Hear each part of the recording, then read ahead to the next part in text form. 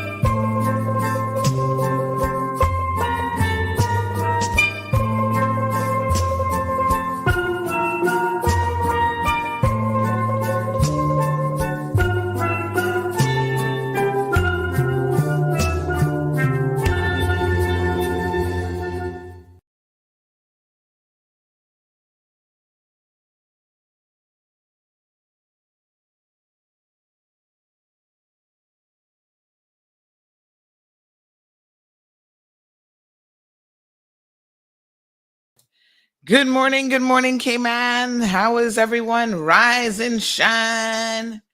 Where are you lazy people at? Y'all still sleeping? Hold on 1 second. Let me get my mat. 1 second. I told y'all I got my new, it's not new. I've had it in the house for years. But it occurred to me the other day that the place where I need to use this mat is where I stand for 2 hours every day. I had it in the kitchen for the longest time. It's like a tension mat, I guess is what you call them, where you stand on them, and they help with, when you have to stand for long periods of time. So good morning, everyone. What's going on? Rise and shine.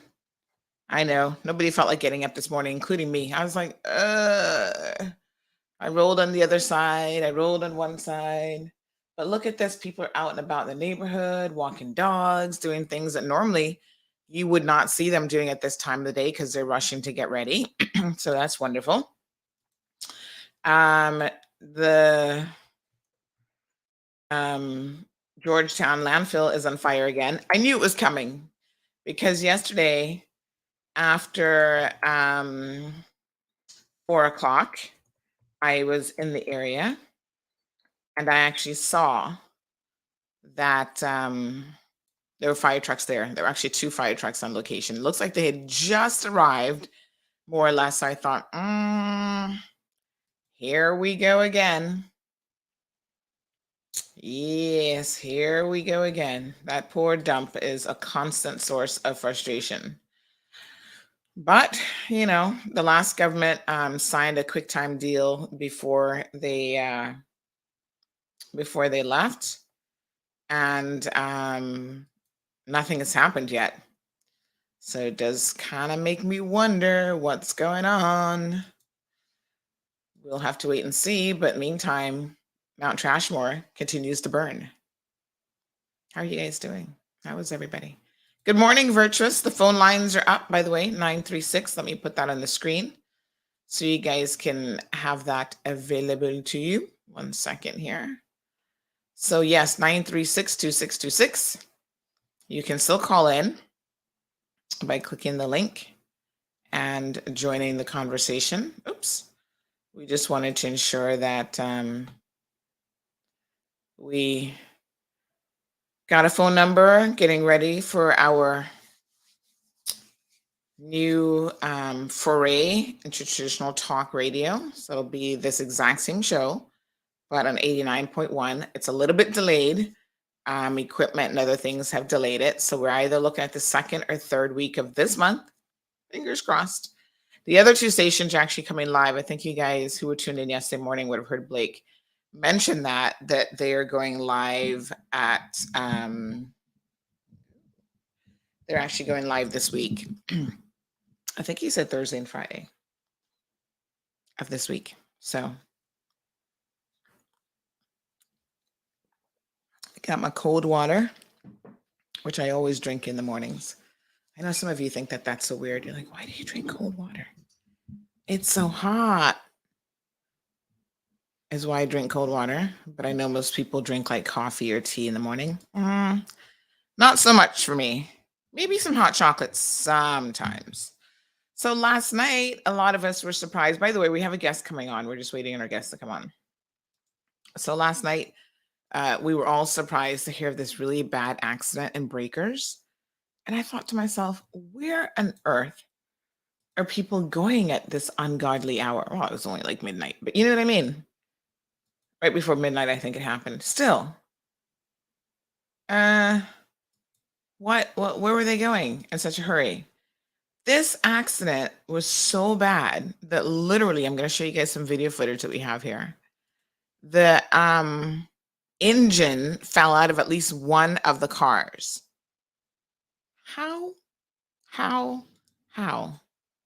does that even happen? That is crazy. And then I heard there's something else going on this morning. Now, I don't know if that is another accident. This one is in South Sound, but my reports are that they found a woman in a pool of blood. I was like, what the heck is going on? So we're still waiting on confirmation on what that potentially is. I don't know if it was like a vehicular accident, if it was something else. So good morning, Irvelyn. So good to see you. Yes, happy Ash Wednesday. Oh, we've got a caller. Okay, now let me make sure that line is up. Okay, I gotta put this on so I can hear her.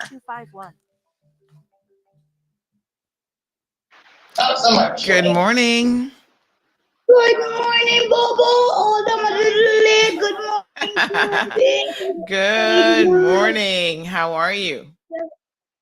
I'm not doing too bad, but I'm not doing too good. But I'm thankful to say that I can talk to you for a little therapy and just to wish you a blessed day. And also, I realized that it is Woman Month, and I hope they do give you an award. Oh my gosh, you're too kind. But I don't need one. But you're very, very kind. I'm the true one. This is why I watch you, because you are true. And I don't like you because you're true, but that's okay, darling. We don't need that one. But Anyway, thanks for all of you've done and keep doing it. Keep up the good work that you're doing, my dear. Thank God you. bless you and your family. Oh, I really And take appreciate that. good care. Thank Okay, you bye so bye. much. This not mostly for you too. This for thank you. This for Daddy Jesus. Thank you. I appreciate Okay. it. All right. Thank you. Bye. And have a All blessed right, day, darling. You everyone. too. Okay, bye All bye. right. Bye. Yeah. So Bye. there you go, folks. You can call in. Thank you. To that caller. It's as easy as that. 936-2626. Call in and say hello. Isn't it nice to have? I must tell you, it is nice to have just some positive messages from people in the morning. So call in, honey Joe. Uh, um, so now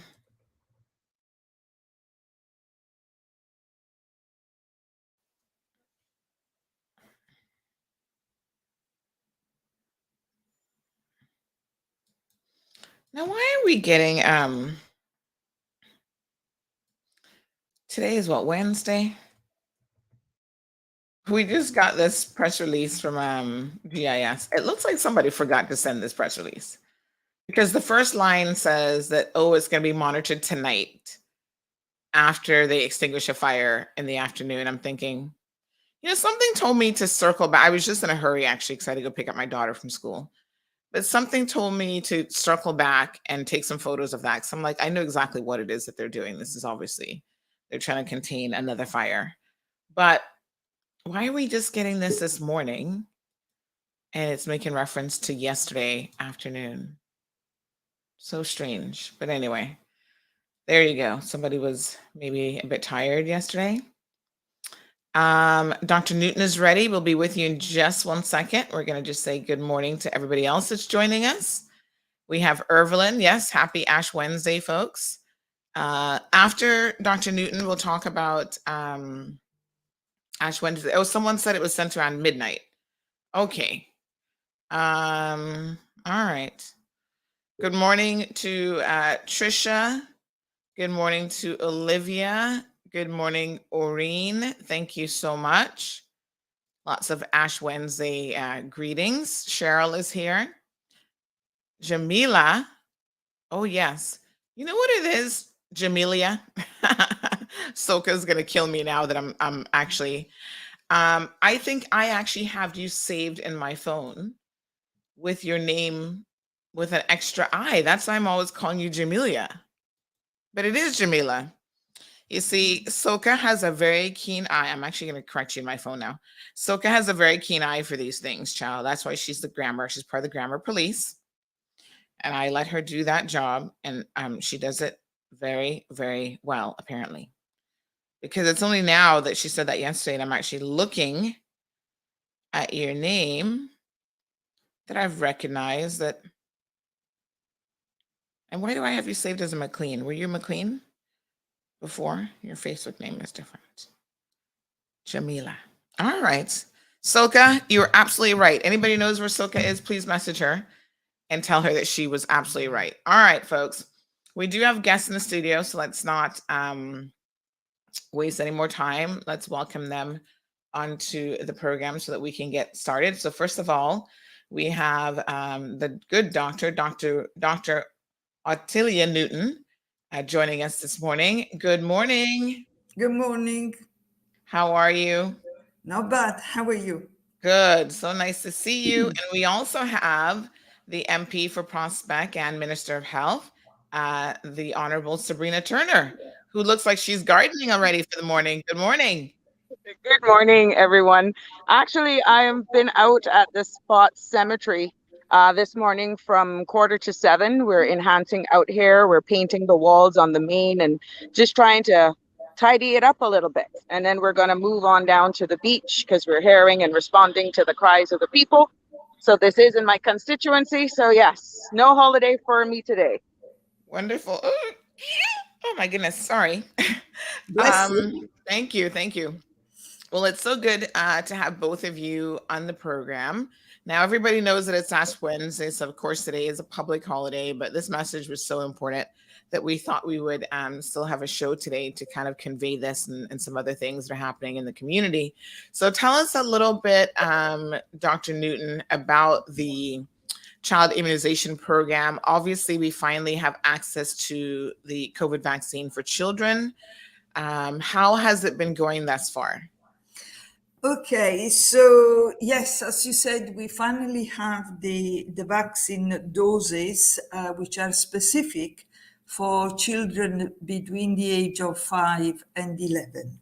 Because these children, they need a very tiny dose, which is 10 micrograms. And so before, with the adult dose, was quite difficult to get the, virtually impossible to get 10 micrograms. This is why we had to wait.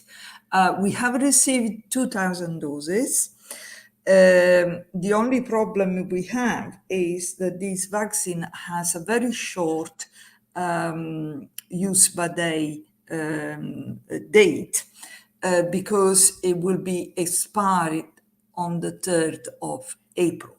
So we need to be able to, to use the vaccine by then. And the reason why it has such a short expiry date is because the vaccine is already prepared, is already diluted.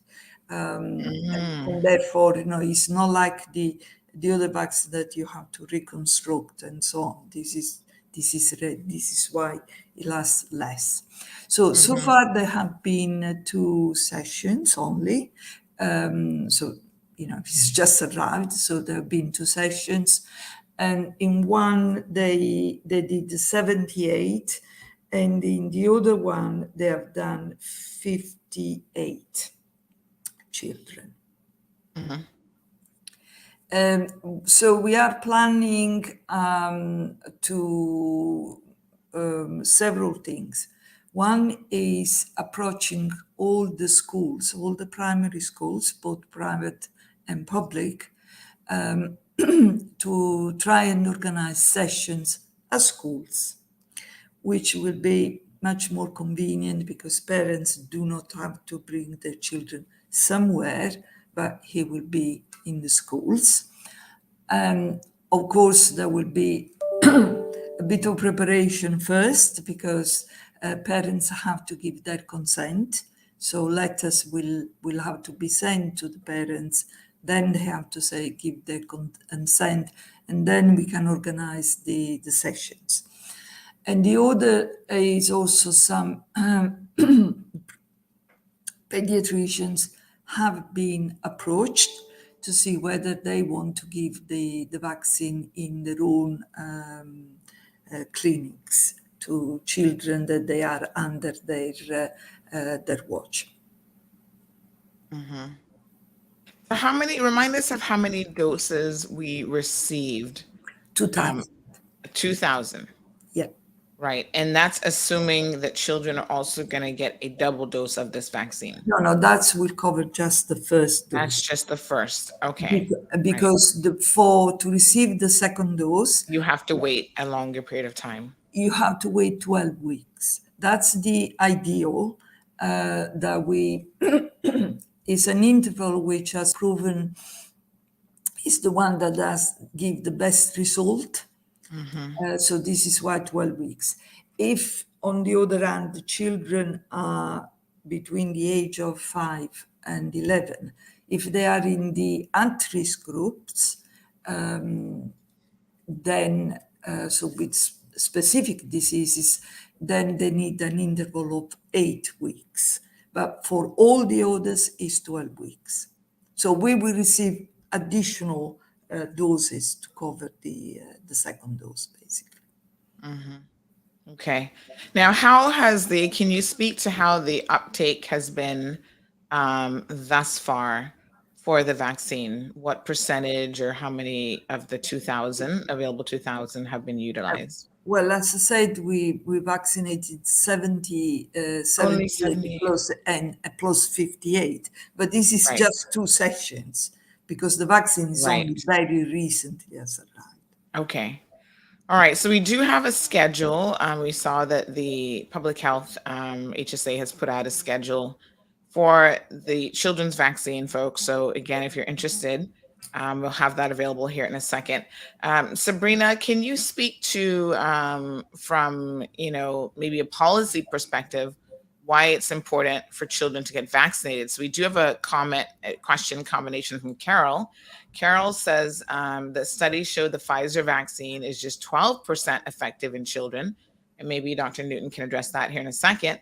But she goes on to say, how can you push this vaccine and refuse to lift the mask mandate for schools until more children have been vaccinated?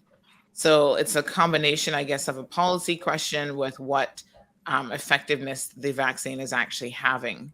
So, yes. Dr. Newton, if you want to weigh in on the efficacy, because we were aware of some information out in regards to the dosage and the effectiveness. But again, Dr. Newton can weigh in on that, and that would explain why the protocols for this indoors and schools have been held back. Really, it's to really encourage the uptake of this vaccine. But let me allow Dr. Newton to explain why that is so important for us to get our children vaccinated. Okay, so the study that the listeners has just mentioned was published only yesterday. I haven't delved into the details of this particular study.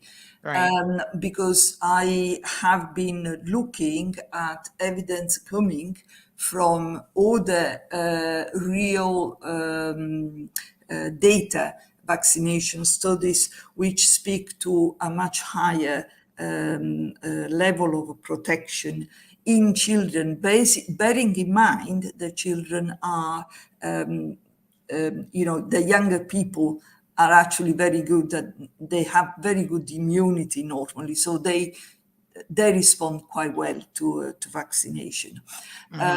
So it is the main things we're looking at is not just whether you avoid to get infected, right? But we look very much at whether a vaccine protects you from severe disease and from death.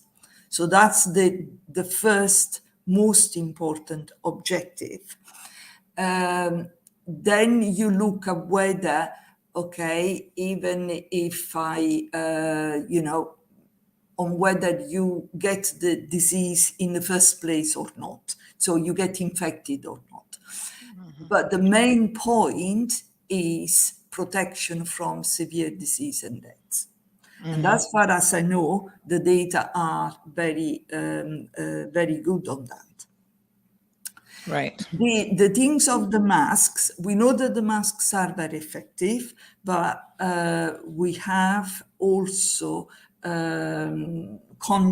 are conscious now that it's becoming more and more it's becoming more and more difficult for children to continue to wear masks, etc. So this is one of the things that we will be looking very carefully at lifting pretty soon, because even if you look at other countries, they have no more children wearing masks in their schools. The reason why we wanted to keep it a bit longer was because we wanted to do the vaccination campaign first. But it's certainly the lifting of mask is next thing that we are going to lift in the schools. Of course, we will want to, it's not just our decision, we will want to discuss with the education authorities and see whether they feel okay with that. But it is one of those measures that we are going to look at it very, very quickly, very soon. Okay, so it's still under consideration, and it's something that, as time goes on, can change. Absolutely, Yeah. absolutely, because it is difficult for for teachers teachers to teach, for children to listen, because somebody with a mask, obviously the voice is a bit muffled, etc. And it is quite, you get, you get quite hot, it is a long time and so on. But it is a very effective measure. So you can understand, as the authority will want to say, listen, I don't want to have a lot of kids in the school with the disease, get infected and so on. We didn't have anything before the vaccine. That's what you have to weigh there. What do I have to protect my kids and my staff? And yes, for staff, for adults and older children, you already had the vaccine. For others, you didn't. So this is why it was the only things available we could do to try to stop the spread of the virus amongst children. But now that we have the vaccine, it might not protect children from getting infected. Might not be so effective, but it will protect from severe disease and death. And that's our aim. So this becomes then much more reasonable to look at that particular measure. Okay. All right, Minister. Yes, thank you, Dr. Newton. And we have been in talks with the Department of Education in regards to their school protocols. Those talks are actually happening as late as yesterday evening, and we're honestly just waiting for the uptake numbers in order to revisit the protocols that are in schools. We have seen where it has proven to be effective, but we do understand that our kids are getting weary now that we do have the vaccine here. I've had parents where they actually were taking their kids off island to be vaccinated. That is no longer the issue. It's just a matter of us pushing this, letting them know that they can actually have get the vaccine here without having to travel for it. We feel that we will see our numbers increase in the coming days now that we're out here. That's why it was important for us to be on your show this morning, understanding it is a public holiday and maybe more parents will be aware. And I hope that on your show that you'll be able to share that schedule with parents. We're not actually doing the children's COVID-19 vaccine clinic along with the regular adults. We've selected a time that's more convenient for when parents would get off of work and take their kids. But now that it's midterm, spring break, we're hoping that people will avail themselves. But so far, for those who have taken it, we've had no issues, in all honesty. And again, the position, I'm just reading a headline from 13 hours ago with the Washington Post that says the Pfizer BioNTech vaccine effectiveness wanes for children 5 to 11, but still protects against serious outcomes, according to CDC data. So, of course, that has always been the end game in any event, is to give that protection as it relates to serious illnesses. And as Dr. Newton said, children were less likely in any event to be seriously ill, but this gives that added protection. So Sasha has a question. She wants to know that if your children have already contracted COVID, which we know a lot of children have, does it still make sense for them to get vaccinated? Yes, absolutely. The problem with the natural disease is that the immunity it generates is even less consistent than what you get with the vaccine. Because with the vaccine, at least you know how long it's going to last. We learn this data all the time. But with the natural disease, especially if it varies a lot, it's not terribly reliable. And it varies a lot depending on if the child has had something really very mild or something's a bit longer and more, more consistent, more severe. So the best advice is always to couple the vaccination with the if you have had already the disease. The only thing which is important is that you leave 4 weeks between and when you have had your disease and then having the first dose. Mm-hmm. And I just wanted to, I'm glad you were reading the headings of the article about the Pfizer vaccine in the children, that the key point is that protects them from severe disease and death. And may I just remind citizens here in the Cayman, we have had severe cases of children with COVID who have ended up in hospital here. Mm-hmm. And this is really a very sobering thought, which should make people parents think twice on the importance of giving this vaccine, rather than just say, yes, in many children is quite mild, they hardly have symptoms and so on. But we have seen children with very severe disease here in Cayman. And that's what the vaccine can do, can protect your children from very severe disease and, God forbid, death. Yes. And of course, as is usual with these studies, we always have to be cautious not to jump to any conclusions. Yeah. So this data is still, it just was released yesterday by the CDC. And at this stage, it's not even yet peer reviewed. Yeah. But, it's consistent with what they've seen in the adult population, which is essentially that a third dose is probably going to be required, and or one of the things they're looking at potentially is actually to increase the size of the dose that is being given to 5 to 11-year-olds. So that, just to Carol's point, could be what they do as the research continues to come in and they look at the efficacy of what is currently being given. And just as a sober reminder, Dr. Newton was just saying the importance of recognizing that although children by and large have been protected, they have not been left out of this. It says here that pediatric infections and hospitalizations, this is in the US, of course, reached their highest rate in January when Omicron swept across that country. And of course, its higher transmissibility meant that more people, including the vaccinated, were likely to get infected.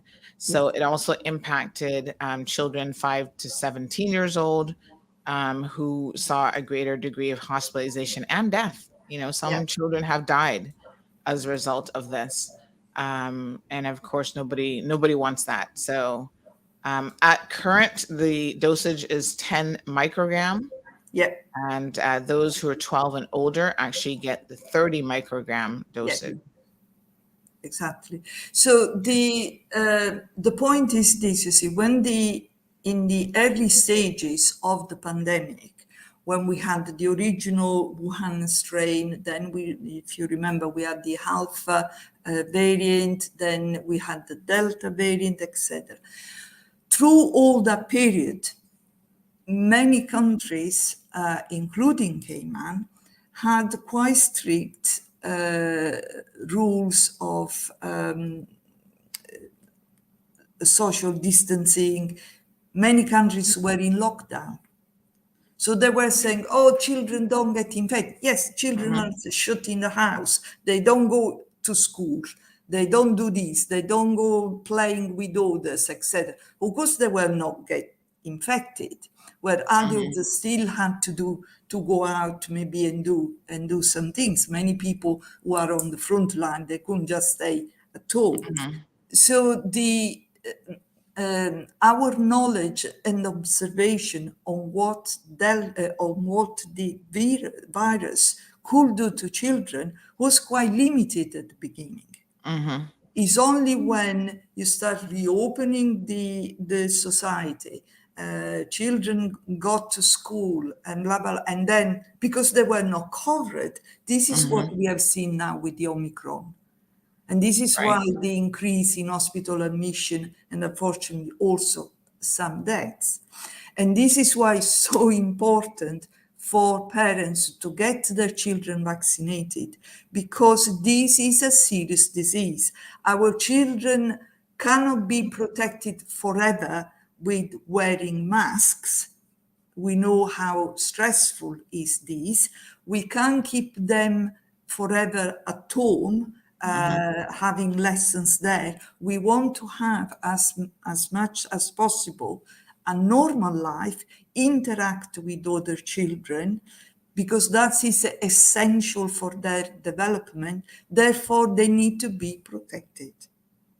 And the only way forward is the vaccine. Might not be a perfect vaccine. No vaccine is perfect.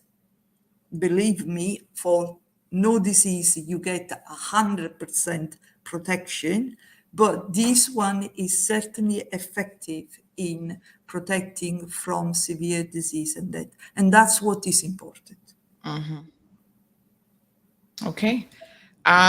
Sabrina, any thoughts on, of course, everyone is always quick to talk about the policy. Dr. Newton is here to talk about the sort of reason behind the policy, the, evidence-based research and the numbers actually guide some of the decisions. So as a lot of the world starts to just literally fling the doors open, I'm sure that Cayman's political arm is having a lot of pressure come down on it to do the same. I mean, we see mask mandates being removed. And I think the world has kind of just come to the conclusion that, at this point, if you haven't gotten vaccinated, you haven't given yourself that degree of protection, then it is what it is. But we've only just gotten the vaccine, the proper vaccine for children. So that's why this campaign is so incredibly important now. What we're actually on is trying to also encourage persons who have been with the 2 dose vaccines as adults to also get boosted, because we found where even with 2 doses, that the effectiveness weans after a period of time, and we've shown even greater coverage with the booster.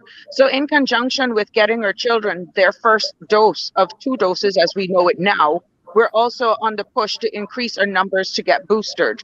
And that has been proven in our adults. It shouldn't come as any surprise when this whole pandemic started that there was no vaccines. We saw globally how much lives it took. Then all of a sudden we've seen where the vaccines were introduced, people were getting vaccinated. And even though the numbers were still high, we have now proven data to justify that there is some coverage. Look at us right here. We were in total lockdown. Our government now that is elected, we from the time we got elected, we pushed on getting our numbers up. Sandra, we have blown the ceiling when it came to meeting those numbers of getting our population vaccinated. And we have seen the positive effects of it. The more people who get vaccinated, the greater protection we can give for those persons who, for whatever reason, cannot get vaccinated. There is some form of protection there. And like we said, we understood with the children not being in schools, what true data was there really out there to say that the children were the ones who were safest from it? We saw what has happened now. They went back to school, the adults were protected, and then what? Cayman Islands had an outbreak in our schools. Again, no vaccination. This is why our ministry fought long and hard, and we had to build a compelling case. And thanks to the governor for assisting us with that, supported by Dr. Newton and Public Health, and now we have the vaccine. What was being offered was 4,000 doses, Sandra. 4,000 doses. And to show you that we're not a greedy jurisdiction, we say we will take half of the dose so that we could share that with another jurisdiction. 1 dose is better than no dose at all. We have seen children who were not aware that they even had COVID in hospital. Some of them over the Christmas really had us on the edge of our seat. And we didn't have vaccines then. So now we have it. We're hoping that parents and those children who are not vulnerable, that they just see this as a regular vaccination, a part of the school. That is why when it's important that they're going through the vaccine clinic, that they take their immunization card, because eventually we can possibly see this being a part of the regular vaccine process to get kids into school. We're not into the business of mandating it, but right now there is enough evidence, we feel, and Dr. Newton has supported that the vaccine from COVID-19 has proven its point, and it does give you protection from severe illnesses and, God forbid, death. And I don't ever want to ever have to say, well, oh my God, a child has passed and it was by choice of the parents. I've had children who can come up to me and say, Miss Sabrina, I want it, but my mom is not for it. Your hands are tied there when a child comes up to you and say that because you need Mhm. consent. But these children are more informed than we believe, and they're listening to the news, they're listening to what's around. So it's really up to the parents, but we're hoping that with all of the parenting that we're making on the various shows, we have Dr. Newton, Dr. Williams Rodriguez from Public Health on the various shows, getting the word out there that parents will do it for their children. We've had cases where children have been sick from other issues, not vaccinated, and we're having a hard time getting them airlifted to the United States. Why? Because their protocol is that you need to be fully vaccinated. It takes a lot more behind the scene work to convince another jurisdiction to let you in when you're not vaccinated. And we're seeing those requirements come more and more from other jurisdictions where they're asking you to be fully vaccinated. Mhm. Mhm. Wow. Okay. Yeah, I hadn't even thought of that, to be honest, that if you're not vaccinated, of course, you're not able to travel as freely, Yeah. even as some of the other restrictions are being lifted. That particular one will not change. The world is Exactly. still expecting you to be And it vaccinated. doesn't matter. It doesn't matter if it is a case we have. It's a lot more work to do when the person is not vaccinated. Even persons accompanying a patient right now, that could make or break the evacuation of someone needing medical attention. And then we have to look at our own capacity here on island. How much can we actually handle? And similar to the sister islands, that's why we're so protected with our sister islands. We have to be real in understanding that our capacity is so much. And then where? Where do we go then? Mhm. Okay. All right, so some good advice there, and some people are weighing in with another question. How many times can a child catch COVID with no symptoms? Well, I guess there's probably no limit theoretically, but Yeah, I mean the things is with no symptoms. So you are testing the child and you seeing that is positive. Um, what it could happen is there is certainly the possibility of reinfection, and this is for anybody, not just the children. And I think you have to think in terms each new variant which arrives, then you will, if the variant is quite different from the previous circulating one, which you might have already caught and had the disease with that, you might get infected with another variant. Depends how different is the variant from the first one, etc. So yes, every time you get infected, you get some degree of protection, which the vaccine can strengthen and extend. But there is certainly, in theory, the possibility of getting infected with, again, most likely, more so if it's a new variant, so different from the one you have been infected the first time. However, if you have had your natural infection and you have had also the vaccine, then the chances that you get something severe are very, very limited. Mhm. Okay. All right, folks. Again, we've got Dr. Newton and Minister of Health, Sabrina Turner, on the program this morning, taking your questions. If you have any, we won't keep them too much longer, about child immunization specific to the COVID vaccine. Have we seen any areas of concern? We know that myocarditis was something that they were monitoring, and I saw some of the latest data said that spreading out the time frame between doses seems to positively impact a child's potential of getting that. Is there anything else that is being watched by researchers or physicians at this time as it relates to side effects? The side effects that you would expect with vaccination are like for any other vaccine. Remember when you bring your very young children or older children, when they have their tetanus boost, when they have their hepatitis boost, when they have, so many the childhood vaccination, you always expect to have a bit of a sore arm, in some cases a bit of low grade temperature. Vaccine side effects are monitored all over the world, basically, and this is why it's so sensitive to, it's the surveillance is quite sensitive. The information is collected and is analyzed.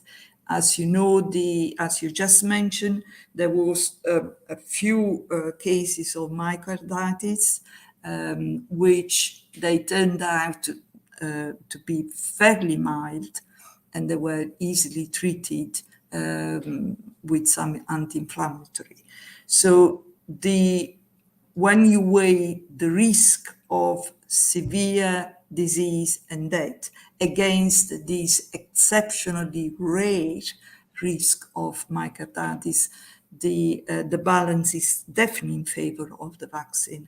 And this is why it's been promoted now and rolled out in many countries, the ones who are lucky enough to access the specific pediatric doses.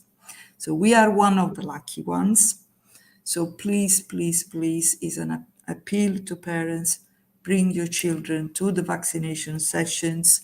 Once we'll manage to get them organized in the school, please attend that if you prefer that, but get your children vaccinated.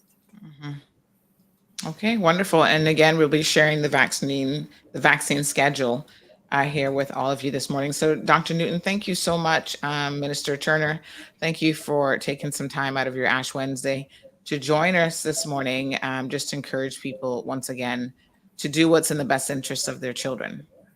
Yes, thank you for having us, Sandra. And I can only repeat what Dr. Newton stated. We're really encouraging and hoping parents will actually understand and see the importance of getting this done. You don't want to be booking your summer vacation now that our borders are open and then end up having some issues where a child is disappointed because they can't travel.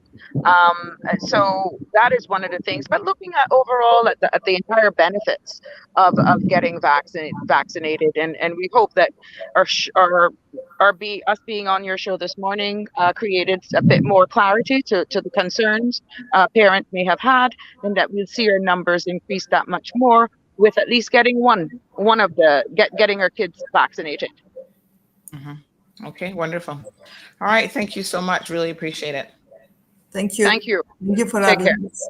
Thanks. All right, folks. So again, that's Dr. Newton and Sabrina Turner both joining us. And, good point here made by Louis. He says, I still say mask and social distancing worked.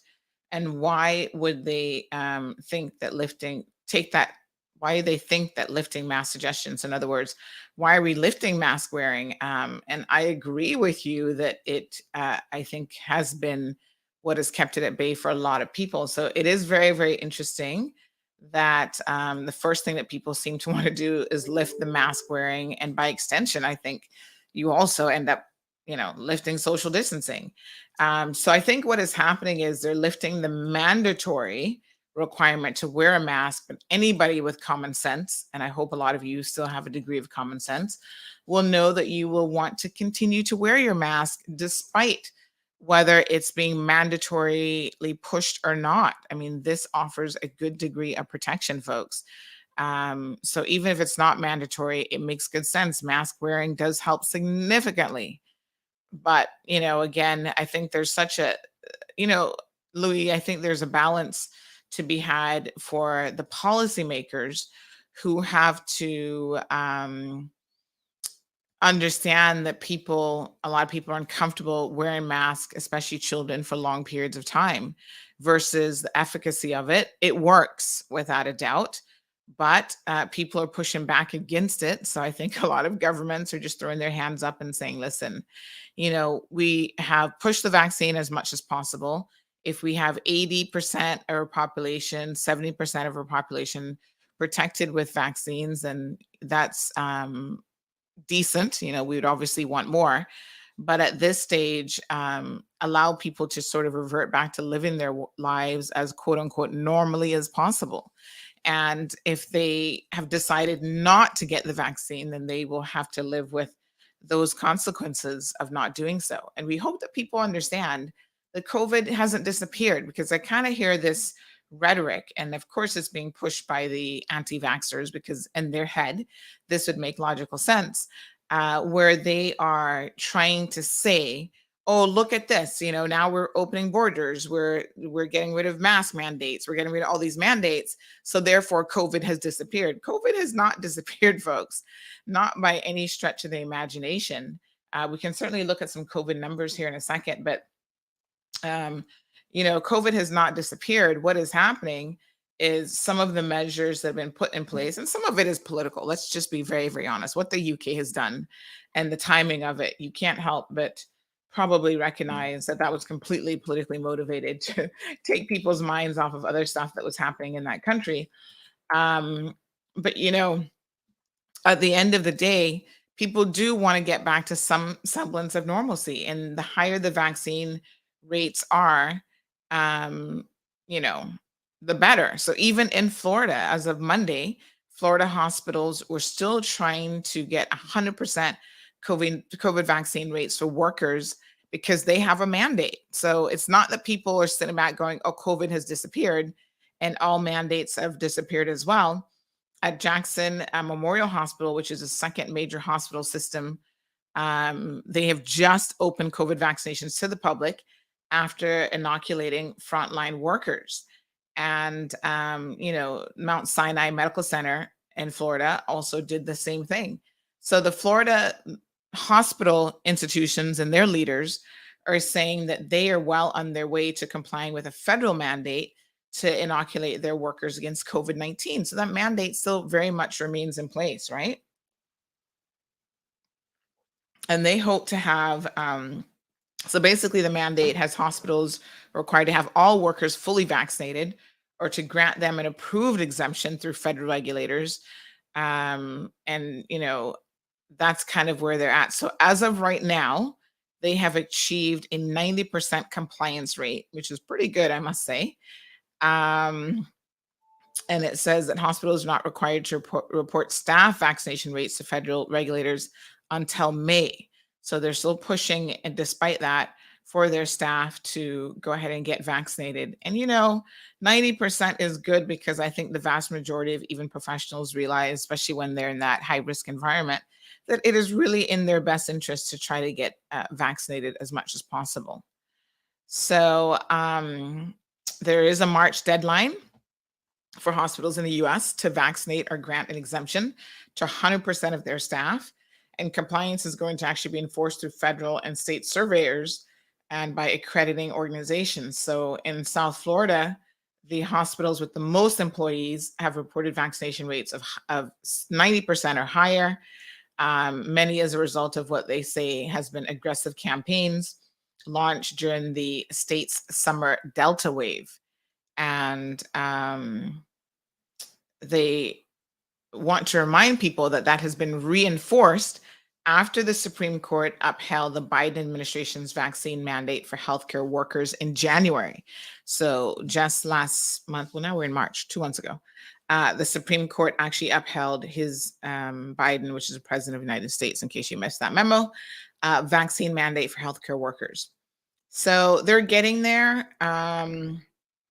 We see that the Jackson Health System, their vice president and chief human resources manager officer, said that at this point they're actually 95% compliant, and they have about 13,000 full-time employees. So they are boasting about a 95% compliance. And more than 90% of Jackson Hill workers are fully vaccinated. and about 5% have received a religious or medical exemption. So, yes, we see lots of mandates dropping. I don't know that the Cayman needs to jump on that bandwagon because it's unfortunate, but unless you mandate something, there's a lot of people who are not going to see the sense in doing it at all. And, I think that private companies, everywhere you go now in the Cayman Islands, there's a sign up that masks are required to enter. And I don't see anything wrong with that. I think even if the government isn't necessarily mandating it, I think private companies should continue to mandate it. So when you go to the grocery store, you should continue to wear your mask. And I don't see anything wrong with Hurley's or Foster's or the Colonels continuing to have that as a requirement to enter their business, because a business can mandate certain things for people who are utilizing their services. And I think that that makes good sense to do so. It has kept the infection rates low. We see them continuing to drop based on the weekly trends here in the Cayman Islands. And quite frankly, I think that it makes good sense. And there've been a number of articles, interestingly enough, about this whole concept of, okay, mandates are being dropped, but for masks in particular, but you know, should you stop wearing it just because it's no longer a requirement? Um, so let me just see if I can find one of those and I'll share the link with you. So Congress a day ago drops the mask mandate just ahead of Biden's State of the Union address. And so that was done. And you can actually go, there's a mask mandate by state so people can keep up, because every state in the US is obviously doing something different. So it says on the covid19.ca.gov, because California is also dropping it, it does say that, listen, yes, we're dropping it, but it is highly recommended. So masks are strongly recommended for everyone. And it says indoor public settings, including K-9 schools and daycare, beginning March the 12th.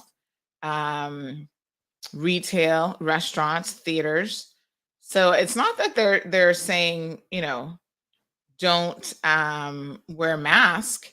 They're saying they're not going to mandate it, but let me just show you guys here. Oops, I've shared the wrong screen. 1 second. But they are suggesting,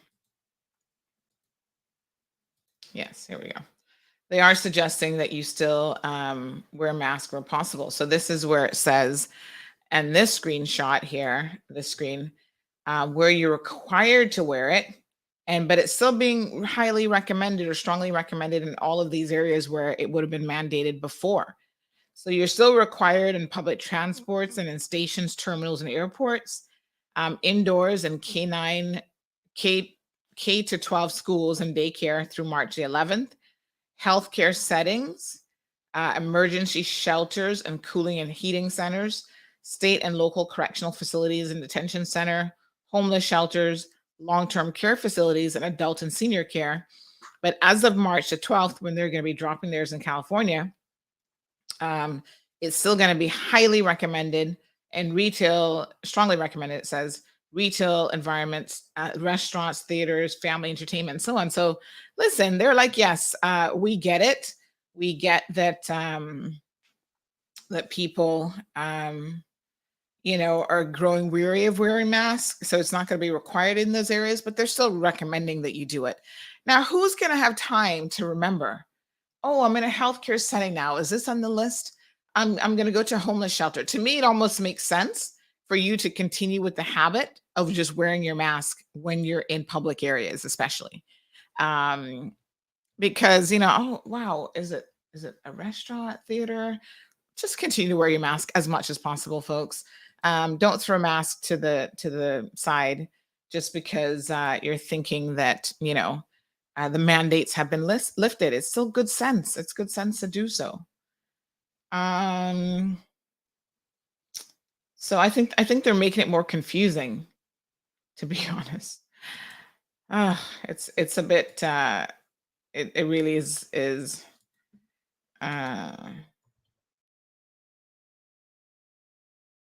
So Canada is making a similar move. They're starting to ease the mask wearing requirements as well. So we see that according to NBC News, nearly half of the state's mask mandates have ended in the past couple weeks. And, it is what it is. There's a whole article here in Time magazine about dropping mask mandates. Oops. Oh, sorry. And it talks about, part of why that's happening as well. People are just tired, but it doesn't mean that Delta has the virus, the Omicron and Delta variants, but Omicron obviously is the dominant one now. It doesn't mean that that has disappeared. So I want to make sure that the messaging is consistent and that people understand. The number of new cases is still topping 200,000 people daily. And this is surpassing the Delta summer surge that happened after the 2020 holidays. So people are still getting it, folks, and people are still getting very, very sick. Right now, we have an announcement that came out yesterday about the Kirkernel Home Center in the BRAC having several patients that have it. I actually had one of the family members of one of those patients, who's a 95-year-old man, message and say, they were like, I would call you, but I'm crying and I'm so upset because my grandfather is one of those positive people. And of course, because of his advanced age and other comorbidities, you would understand that they are very, very concerned that someone who may have lived another 1, 2, 3, 4, 5 years, because Cayman Brackers have an aging population, but they do tend, I think, to live a little bit longer than the rest of us. His life could now be cut short because of this. Now, I don't know. I did not ask them because, people get at a time like this, people are very emotional about the whole situation. So I didn't even ask whether or not he was vaccinated or not, but he is 95 years old. And I think they're very, very concerned about that as well. So get vaccinated, folks. We don't have all the information yet on getting boosted and that sort of thing. But that is that's your best bet. All right, folks, let's have a look at the accident last night.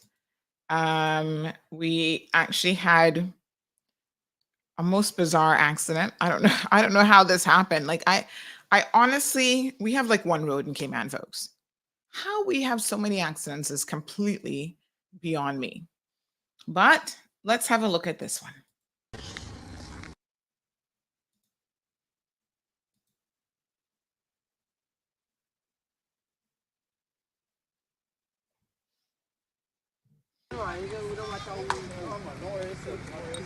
Jesus.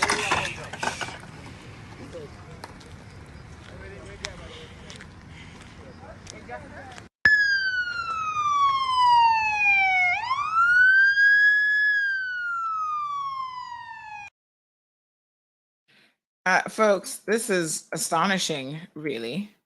But the entire engine of one of the cars came out of the vehicle. I was trying to get some people are sending me photos, but I must tell you the photos were not really the best. But what? The engine came out of the car. It doesn't look like there are any fatalities from this, which I find absolutely shocking. You see all the debris on the roadway. The engine is gone. It's almost like the engine just disintegrated. Look at this. Look. What the heck is that? Whoa. Anyway, that's what it is, What a hot mess. Wow. So no fatalities, like I said, that's amazing. And I guess somebody should be thanking their lucky stars. Emma says, since this COVID, what you should do once in a while is to go back to a week 1 year ago and see the difference in people's opinions back then in comparison to how they feel today. I think removing their mask mandate is a mistake. We're about to be smothered with visitors. You can't even get a rental vehicle now. So tell me how many visitors we have on island presently. We will all get it at some point or another, but many are trying their best to prevent it for as long as possible. And I think, Emma, I agree with you. I think people need to be very, very sensible and understand that maybe jumping to remove the mask mandate isn't going to be in their best interests. Louis says, show some love by wearing your mask. And again, if anyone has a degree of common sense, they would do that. Chantal says, yes, it's time for normal, but there will never be a normal like what we had before. So I think people need to understand that, yes, what is normal? It's a new normal. You walk out in public spaces, it's now normal to see the vast majority of people wearing masks. And I don't see anything wrong with redefining what normal is, because we're going to have to. There's no way that you can get away with anything else. So good morning, Ms. Barbara. Happy Ash Wednesday. So yes, our numbers continue to fall, our COVID numbers. I think part of it is people are just tired of even going through the reporting protocol. So they're not even really bothering with that. But Damien, yes, they are still testing for the different variants, but pretty much Omicron is the variant that most people are now testing positive with. So Emma says, well, if it's optional, then it might as well be removed, because if you're wearing a mask and I start holding a conversation with you and I'm not wearing a mask and spitting all over you, what's the sense of you wearing one? I don't want to lose anyone I love, and I'm sure you feel the same way.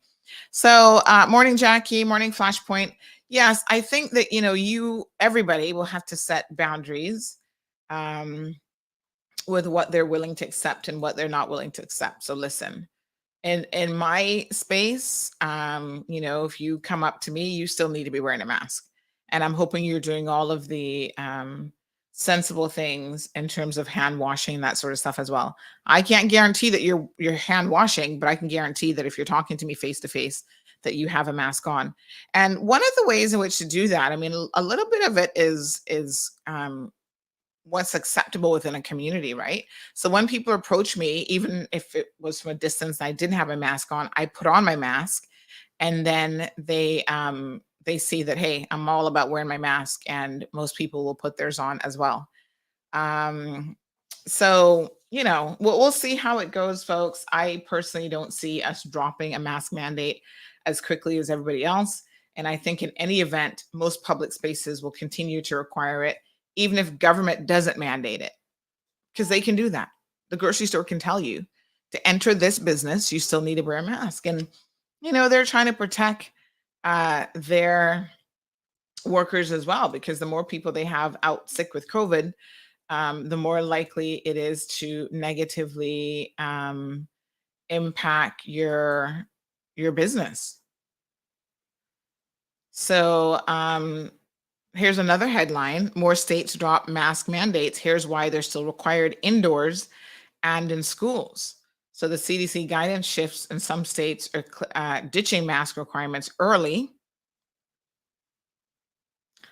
But there's no doubt that it has been proven to slow the spread of the virus. So, yeah. So decision reduces the number of Americans living in counties with high COVID levels from majority to less than 30%. And they're starting to lift their mask wearing requirements for indoor spaces in schools. Illinois just ended theirs in public spaces on Monday, and the same for Massachusetts, who ended it for public schools. But again, some states still require it indoors. So Hawaii still requires it. Restaurants, movie theaters, bars, and gyms. Oregon, Washington. And then some of them are like California and Connecticut only require unvaccinated people to wear masks. So again, you start to get really confused now, because the unvaccinated are going to get up in arms that you're discriminating against them because you're singling them out. And how do you say who's unvaccinated and who's not? You're walking into a restaurant, show me your vaccination card. Ooh, is that vaccination card doctored or made up, as we've seen some of these fake ones? It almost makes sense to just make people, especially indoor spaces, continue to wear masks. So Washington's masking requirement for indoor venues is going to be ending on March the 11th, and same day that the Oregon Health Authority is going to do it. Hawaii remains the only state without a scheduled date to actually end their mask requirement after the changed CDC guidance. So it's getting confusing. Like, you got to wonder, which state am I in, what my state legislation says. There's a whole list of things here: Washington, Rhode Island, Illinois, and the list goes on.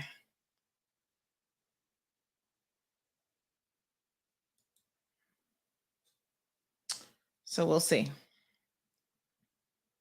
But I think, it is a person's choice. So whether that person means an institution, so even your workplace can continue to say, yes, the government isn't mandating it for service workers anymore if we ever get to that point, but we will continue to do so. And what you're going to do? You're going to wear your mask if you work for one of those people.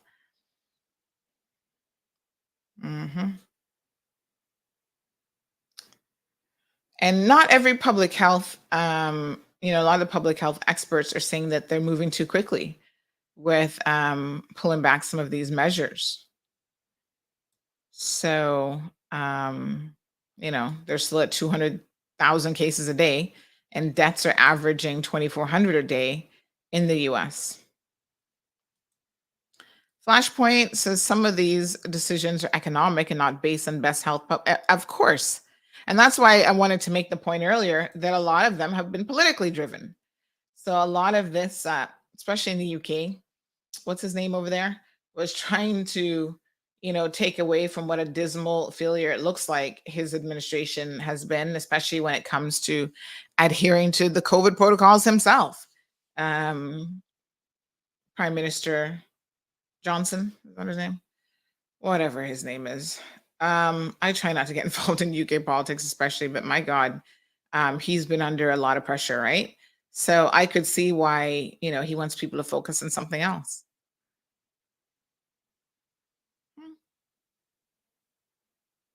So the national vaccination level in the US is only at 64.3% of people who have received 2 mRNA doses or single dose inoculation.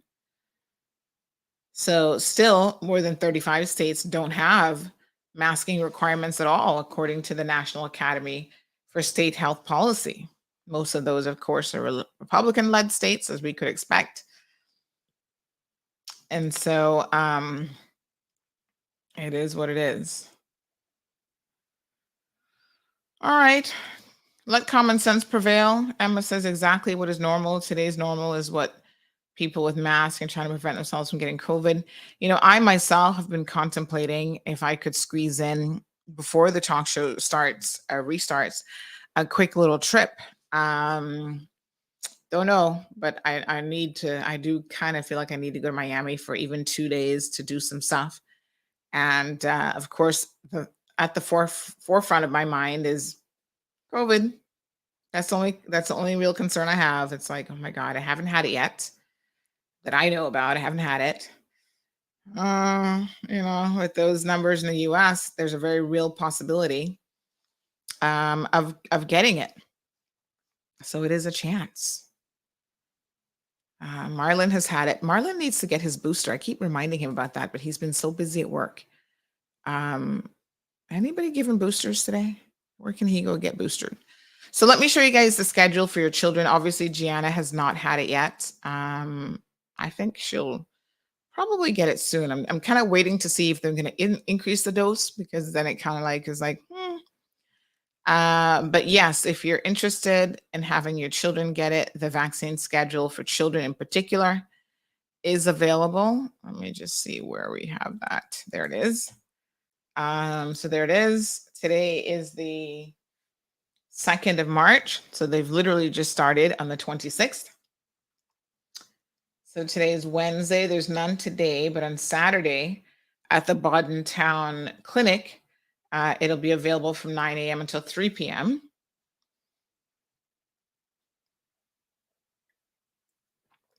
And then on Monday, they're going to be at the West Bay Clinic. And then next week, Wednesday, they're going to be at the Cayman Islands Hospital. So check out the vaccine schedule. Again, this is for childhood COVID-19 vaccines only. The regular schedule, we'll post that up. I think we're still waiting on the one from March. They kind of did an overlay where it went into some of the days in March. So I think they're going to be updating that this week as well. So there it is, folks. Sorry, do check our social media pages. We posted it up, I think, also on the website. All right. Flashpoint. Yes, thank you. Louis says collective effort. Everyone wears a mask, vaccinated or not. Yeah, I think that's a good idea. Flashpoint says you can't set boundaries when you work for a company that doesn't genuinely believe that COVID is a serious public health concern.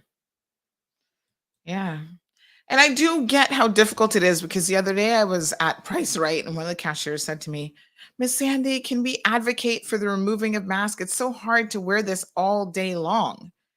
And I thought to myself, I didn't want to ask her if she was vaccinated, but I kind of wanted to. And then I was going to say, well, once it's removed and you catch it, which invariably you will, hopefully, if you've had some sort of protection with the vaccine, you're not going to be too sick. It'll just be the equivalent of maybe a cold or a flu. But there are people who are still getting very, very sick with this virus. I don't hear too many people saying that they almost died from a common cold or even the seasonal flu. But I've heard people say up to last week that they almost died from COVID.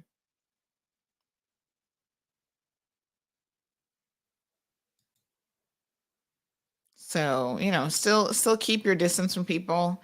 I was saying to my husband last night, I think grocery stores are open today, right? But I was saying to my husband last night, I wanted to go to the grocery store, but I was feeling so tired and a bit lazy. And I said, maybe I'll go later or whatever. But I did not want to go with my daughter because I really try. Sometimes I have no choice after work because he's working and, I need to get home with some groceries. I have to take her with me. But if I have an option of going solo, that really is my preference, because, the grocery stores get quite busy and there's only so much square footage in a grocery store, to be honest. So, it is what it is. All right. Today is Ash Wednesday, folks. As you guys know, this is the beginning of the Christian holy day of prayer and fasting. So make sure that I guess if you're a Christian, that you remember that today is a religious holiday. It's not just a day off from work.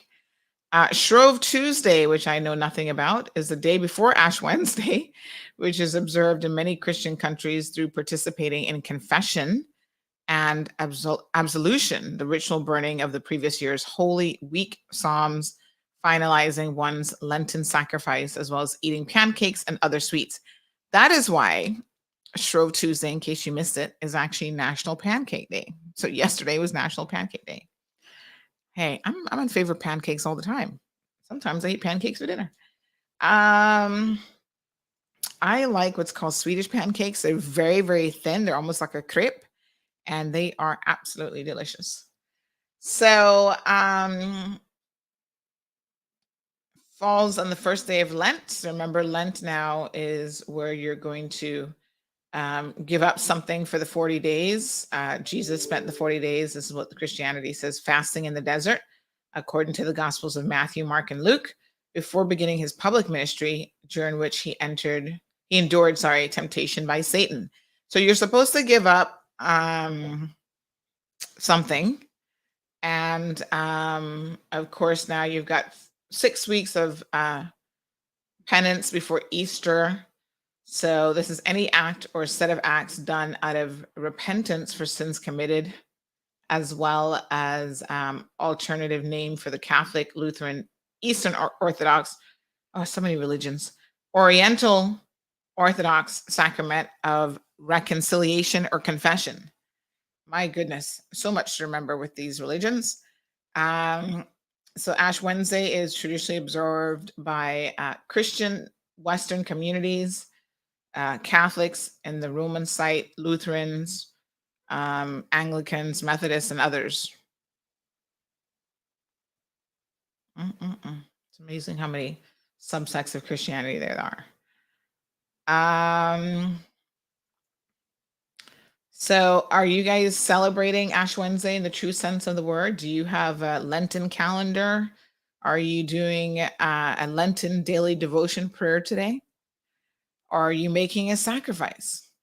So, of course, the Lenten sacrifice is a spiritually motivated, voluntary renunciation of a pleasure or luxury that most Christians give up for the observation of Lent, which starts today. So my husband has said we're not super religious people, but he always seems to want to give up something for Lent. Not the things that I would say, oh, this is what you should give up. But anyway, he says that he's going to give up meats.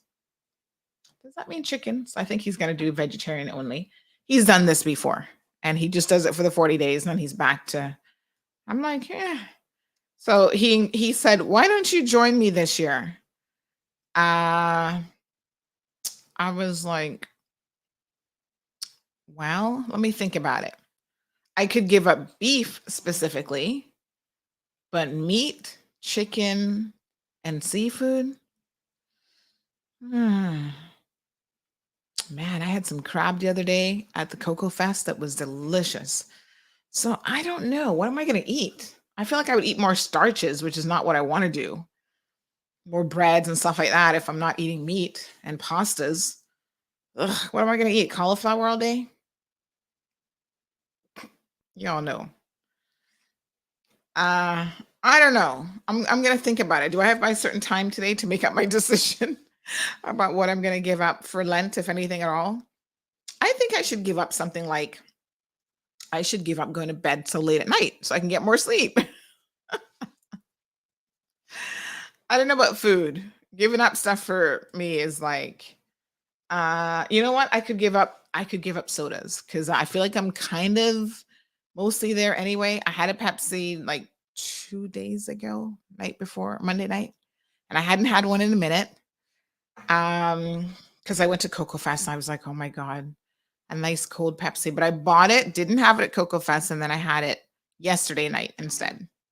So I feel like I could give up sodas completely for Lent. All of the other stuff I'm not quite too sure about. So Emma says check out the tofu. Tracy says give up carbs or candy for Lent. Yeah, maybe we could do that. Good morning, Gianna. How are you? So yes, someone else said that they're going to give up cursing for 40 days. Whoa.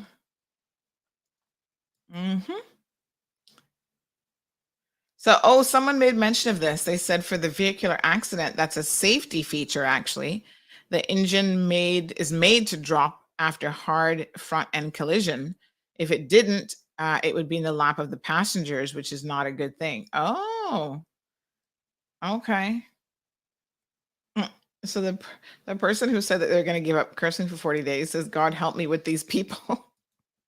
I don't know exactly what people, but Tracy, I think carbs is a good one to give up actually. Yes.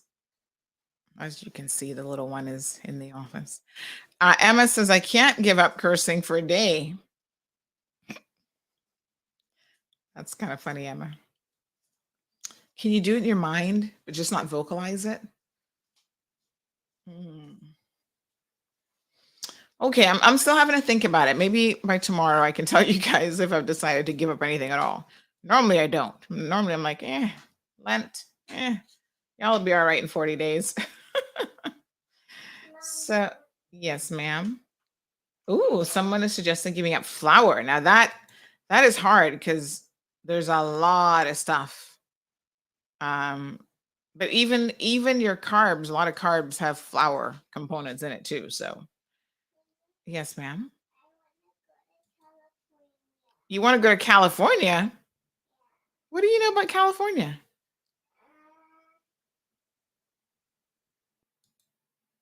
Mm-hmm. What do you know about California? I don't know where she gets this stuff from. She's been talking about wanting to travel a lot to Miami and Urami. She says, "Are Miami and Urami sisters?" Actually, they're the same. It's Miami. No, but it's Miami. But No. Miami. But what's Urami? Florida. But the correct name is Miami. There's no such thing as Urami. So where's Miami? Miami's in Florida. But where's Miami? Urami? It's in Florida. She still doesn't get that there's no such thing as Urami. So yeah, she's been asking to travel to the States, California. I don't even know where these requests come from. United States. The United States of America. She hasn't been yet. My turtle is away. So with COVID, I don't know. We're gonna see. Maybe by summer.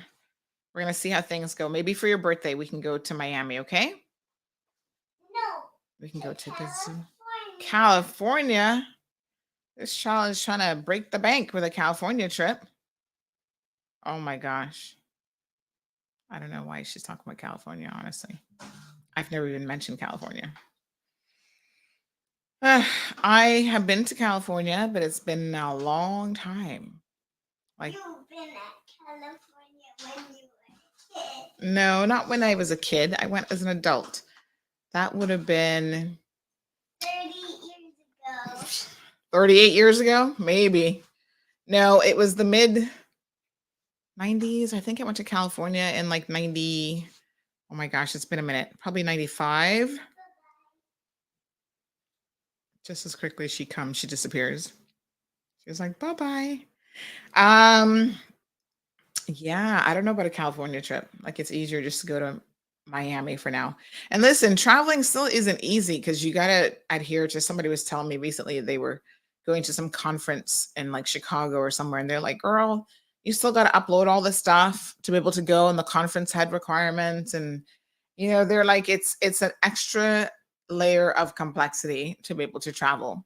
So don't fool yourselves. Don't think that it's just super easy to just jump in a plane like how you used to before. You need to be showing them proof of vaccination and all this kind of stuff. So I'm hoping between now and summer, we'll continue to monitor the situation. She should be vaccinated by then. If they've tweaked the vaccination levels, we'll see how that goes. And I can't promise her first trip will be to California because I don't even know where the child gets this idea from in her head that she wants to go to California, but I can probably swing a Florida trip. So either a Miami, Florida, or maybe a Tampa trip. I would love to do a Tampa trip actually. And then we've got family in Tampa too, in the new Tampa area. Cousin Mark with his kids and wife are there. And I think his son is on age with Gianna. They're probably very close. So she can have someone to kind of hang out with her own age. So maybe Florida. California, not likely to happen.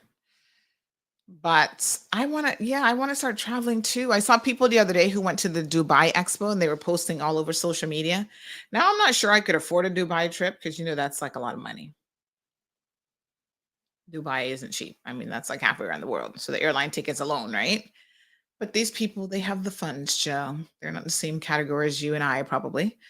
But I was living vicariously through them. Oh my God. Every day I was on their Facebook looking at the pictures. I was like, oh, look at the Dubai gardens and the fancy hotel and all the wonderful restaurants. And they went through Europe. So they stopped in Paris. And I was just like, this trip looks phenomenal. So one day, you're back. Hello. So one day, what are you doing? Ugh, oh my gosh, you're getting so heavy. I think you must weigh 30 pounds now. So yes, folks, one day soon we're gonna go to Miami. How about that? Or Tampa? You want to go see cousin Mark and everybody in Tampa? No? Why? I want to go to your Miami. To your Miami? Yeah. We can do Miami because I think there's a zoo in Miami with animals. But we like to see animals in the wild, right? We don't like to see them in zoos. We can go shopping. We can go to the mall. You've never even been to a mall before. Oh my goodness. Imagine. What are you going to do if you go to Miami? Is there what? A pond? Yeah. Yeah, there are ponds in Miami. Is there a lot of ponds? Probably more than we have here. So you want to see a pond? That's why you want to go to Miami? Okay. What about there's a lot of frogs? A lot of frogs? I don't In think the you have to go to water. Miami to see frogs. You can see frogs here. No, but the frogs are creepy here. The frogs are creepy. I'm pretty sure the frogs are creepy in Miami as well. They're creepy all over. That's why Mommy doesn't like frogs. We can go to some nice restaurants. What about the frog jumps on your glasses? That would not be nice. All right, I'm almost done. Ugh. Okay, whew, 30 pounds. Jeez, I'm peace. She doesn't really weigh much for her age, but for me, it's like Coconuts have water inside them. yes, I know coconuts have water. That's why I love coconuts. Anyway, bye-bye. Bye-bye. Bye-bye. Bye-bye. All right, folks. So I think we can end the program early today. It is Ash Wednesday. I've actually got a dental appointment, believe it or not, today. Because I don't know why the dental office forgot to tell me that a visiting specialist was here. And then I saw it on Facebook. I'm like, why didn't anybody tell me this? So he leaves today. It's so great that the specialists are able to come back now or return to the Cayman Islands, and they leave, and then they are able to return without having to quarantine and stuff like that. Just makes life so much easier. Yes, Mama. Did you know Uh-huh. Kylie's elf was in quarantine and then Kylie's elf broke out of quarantine? Carly's elf broke out of quarantine? Yeah. Well, I hope that was not breaking the law, because that wouldn't be good. This is some YouTube channel that she watches named Carly. Kylie's elf Mhm. has a twin that's called the evil elf. The evil elf? And the evil elf Mhm. made Kylie's elf sick because it was with a magic sick elf. No, but it was actually a marker. The evil elf Mhm. put red dots on Kylie's face and Mhm. the elf's face. So Carly's mom Mhm. said, "Go in your room Mhm. with the elf." So they put the elf in a jar, and then Carly and Carly's elf broke out of quarantine. Well, breaking out of quarantine can get you in a lot of trouble. So I don't know about Carly and her elf, but in the Cayman Islands, that could send you to jail if you're supposed to be in quarantine. So we want to make sure that we follow the law, right? Mhm. Otherwise, the police are going to come and visit us. So Barbara says, make sure to visit the Miami Zoo. And somebody else agrees, says the Miami Zoo is super awesome. They try to mimic the animal's natural You said environment. you would Yes, I'm going to end it in just a couple minutes. And one more thing before you stop. Mhm. Freeze. And then You have to unfreeze me. I'm never gonna You're never going to unfreeze me? Well, that's not fair. So someone says they have a petting zoo with common animals like goats and chickens. My kids were not amused at all. We can see them right here in Cayman. Anyway, thank you so much, Mama. Again. Oh, I can't do it. You're just joking. Are you sure? Just do it Oh as my hard gosh. as you can. As hard as I can. Okay, let me try really hard. Did you just put on 20 pounds? No. I ate 100 bagels. Ate 100 bagels. That's why you weigh so much. I ate 2 bagels for breakfast. You had 2 bagels for breakfast? Yeah. Oh my gosh, all those carbs. You're not supposed to eat so many bagels. I think we actually need to buy bagels. I don't think we have any more. Waving at everybody. All right, I think we're going to end the show now. Can you tell everybody bye-bye? Bye-bye. Say have a good day. Have a good day. Happy Ash Wednesday. Say happy Ash Wednesday. Happy. Ash Wednesday. You can say it. Happy Ash Wednesday. Mama, Yes, Mom. your ears look the same as your necklace. It looks the same as the necklace. Yes. All right. So that's why we're home today, because it's Ash Wednesday. All right, folks. Enjoy the rest of your Ash Wednesday holiday. Let's talk tomorrow about what you decided to give up for Lent. Like I said, the verdict is still out for me. We'll see. I should do something, I feel like, but I'm not really sure what yet. Yeah, get out there. It's a beautiful day, actually. Go spend some time getting some fresh air. Walk around where you don't have to wear a mask and soak it all in. I think I'm actually going to go for breakfast. I feel like some breakfast this morning. You want to go for breakfast? Missy, do you want to go do breakfast? No. Yes, go tell Daddy, let's get ready for breakfast. All right, folks, enjoy your Ash Wednesday holiday. See you guys tomorrow morning. Bye-bye. Thank you for tuning in to another edition of The Cold Hard Truth. Make sure to check Facebook for showtimes and more information and the latest news at CaymanMarlRoad.com. Subscribe to our IG and Facebook pages to get the latest happenings.